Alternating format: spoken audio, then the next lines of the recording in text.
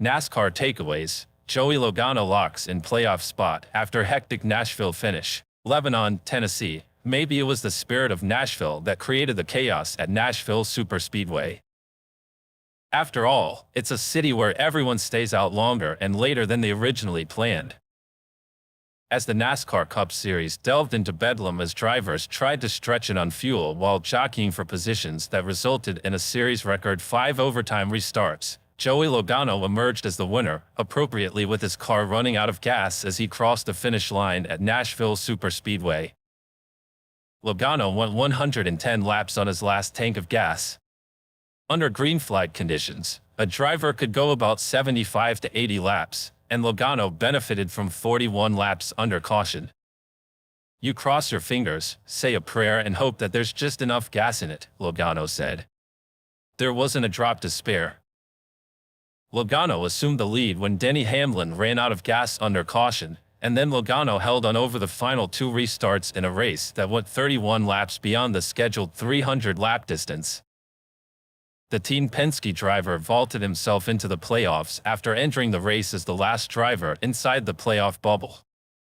If he had run out of gas and finished around 25th, it could have severely damaged his playoff hopes. That, to me, was a ginormous risk, Logano said. Going for the win and you could finish, deep in the field, makes it a pretty hard call. But, gosh, maybe you are winning the race. How do you not? Takeaways from the race where Logano was followed by Zane Smith, career best finish, Tyler Reddick, Ryan Preece and Chris Buescher. Larson bummed with incidents. Kyle Larson finished 8th and was involved in incidents on 2 of the late restarts. In the first overtime, Larson restarted behind Hamlin, got loose and washed up into Ross Chastain, who was side-by-side battling Hamlin for the lead. I was just going to try and get into Hamlin, to wash him off the bottom to give myself some clean air because I knew being in the second row, whether you were inside or outside, you were going to have a shot, Larson said. I thought my opportunity to give myself a chance to win was to get clean air on the nose. And I just ran in, got tight and drove into Ross. I hate that for sure. And then in the third overtime, he ran out of gas and Kyle Busch ran into the back of him. It ended Busch's day. I hate that for Kyle, Larson said. I had no warning. Obviously, we knew we were really close on fuel. It was going to be a stretch to make it, but I had no low fuel pressure alarm on my dash. It was a bit surprising to me when I went to the throttle, it never went. And I couldn't get out of the way, either. I'm really bummed for him. Hamlin rallied for naught. Hamlin passed Ross Chastain for the lead with 7 laps remaining and then held on through 3 of the overtimes before running out of gas while under caution for the 4th overtime. Hamlin, like Logano, went with the strategy of not giving up the lead and being in danger of running out of gas.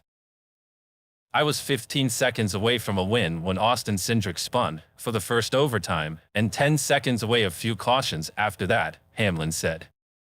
I was just unlucky. NASCAR's overtime rules require a 2-lap shootout to the end. If the caution, for an accident, comes out on the first lap, another 2-lap shootout occurs. If the caution comes out on the second lap of the 2-lap shootout, the race is concluded when the leader crosses the finish line. I knew once they started one overtime, it was going to be lots of them, just the way we were all going into turn 1 and everyone sliding and beating and banging, Hamlin said. I knew we were cooked.